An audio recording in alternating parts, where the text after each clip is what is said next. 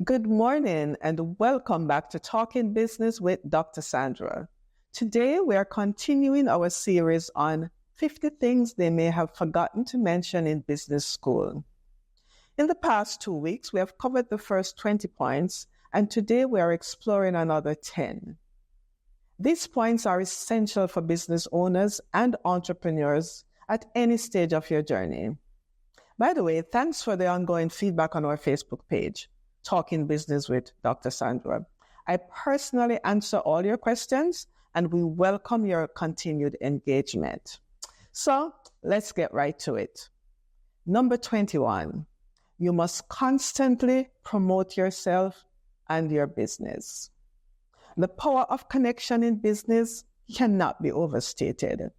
Attend conferences, industry events, trade shows, join professional organizations, actively participate in online forums, do whatever you can. If you think all this is expensive, try ignorance.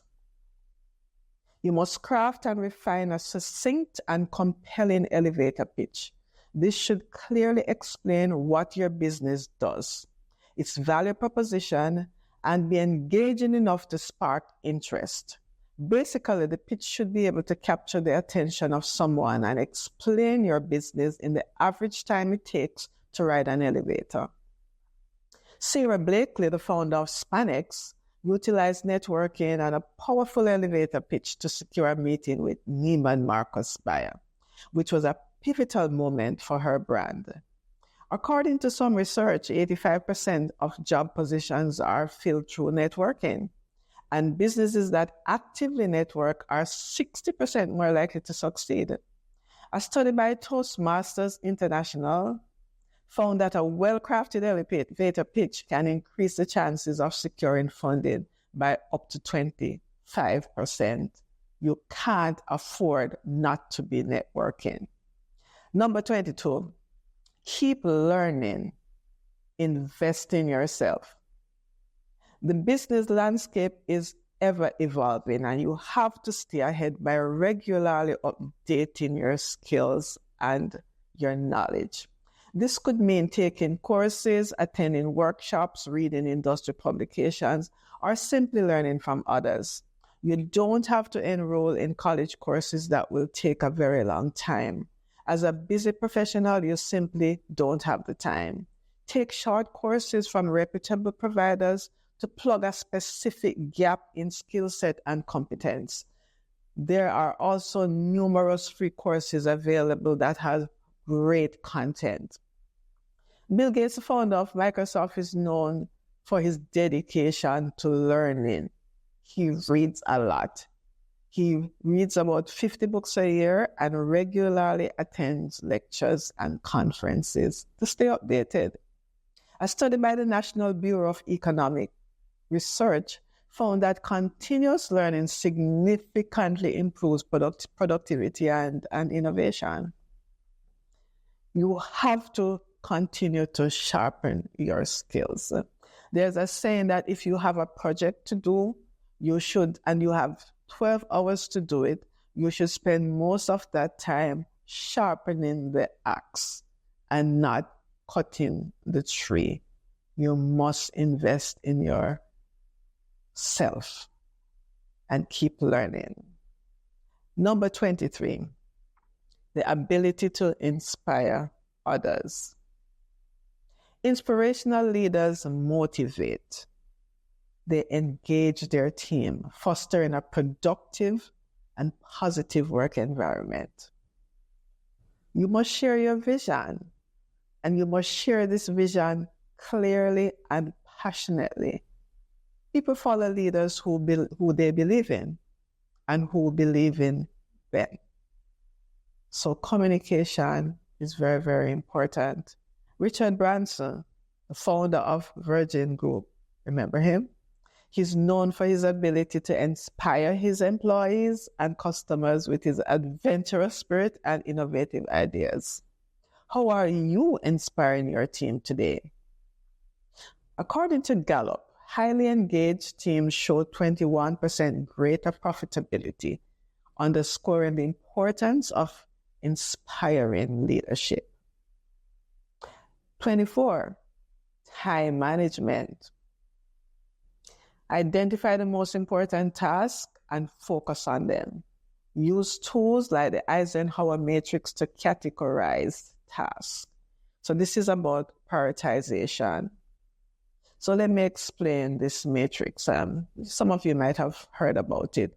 So think about a square and think about dividing that square in 4 quadrants. So there's quadrant 1, 2, 3, and 4. So in your first quadrant are your tasks that need immediate attention. These are crisis situations and deadlines. These tasks are urgent and important. So that's quadrant 1, urgent and important. Number 2, tasks that are long-term planning and take into consideration defining goals. So for example, strategic planning, relationship building, these are important tasks, but not necessarily urgent. For example, succession planning, preparing your will, these are very important things. However, it may not be urgent. So in quadrant 2, you have your important but not urgent things. Quadrant 3, these are your distractors.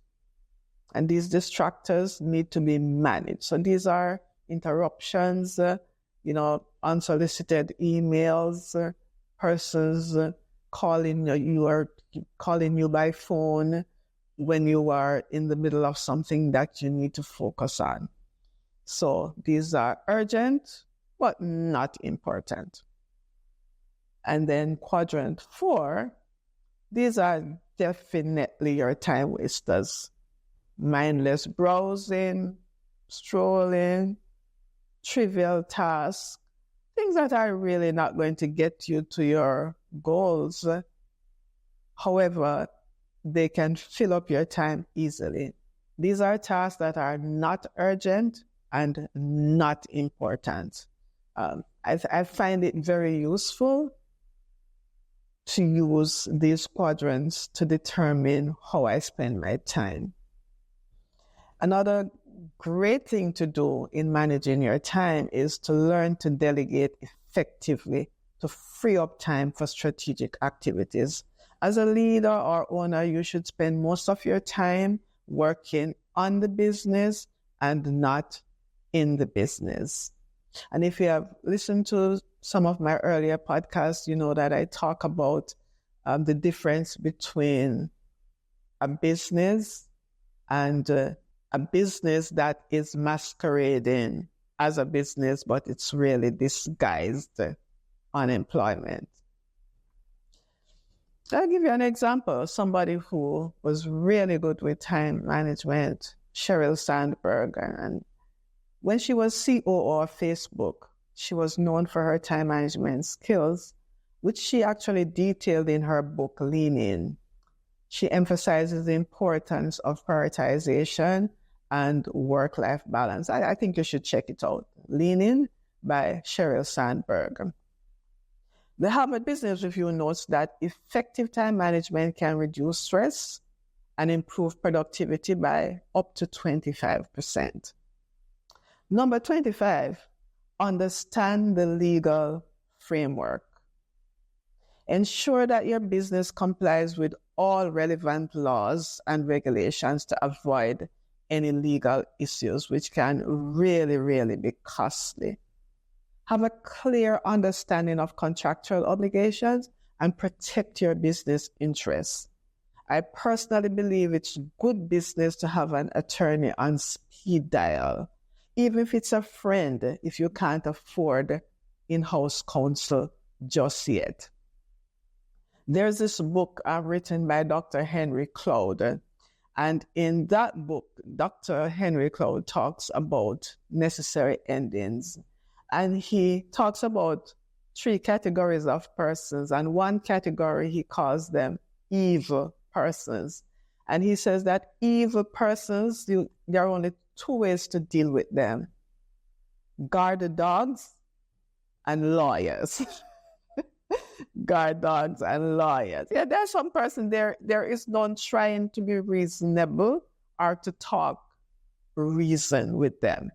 So you need to understand the legal framework, and you need to have an attorney on speed dial. Airbnb faced numerous legal challenges regarding zoning laws and other regulations, which they had to navigate to continue their operations. Napster went out of business because it couldn't defend the many lawsuits that was brought against it. The Small Business Association in the US, the SBA, reports that nearly 60% of small businesses that close within 6 months of legal issues is because they did not have a proper understanding of the legal framework due to and ended up having compliance issues. Number 26, have a brain trust or a mastermind group or an advisory group. It doesn't have to be a paid board, but you can have an advisory board and assemble a group of trusted advisors to provide guidance and feedback. No one is as smart as a team. You can join a mastermind group where you can share challenges and solutions with fellow entrepreneurs. And if you can't find one to join, then probably why not start one yourself? Henry Ford was part of a mastermind group that included Thomas Edison, Harvey Firestone, which greatly influenced his thinking. Actually, the first time I heard about this mastermind group that Henry Ford was a part of is when I read this book, How to Win Friends and Influence Others.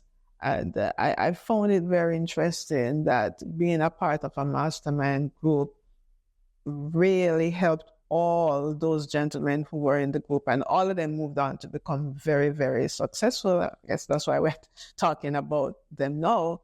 As they say, iron sharpens iron. So the concept of a mastermind group is supported by studies that show that collective intelligence enhances decision-making and problem-solving. Number 27, show me the money. Keep your finger on the pulse of the business. Do not abdicate responsibility to anyone.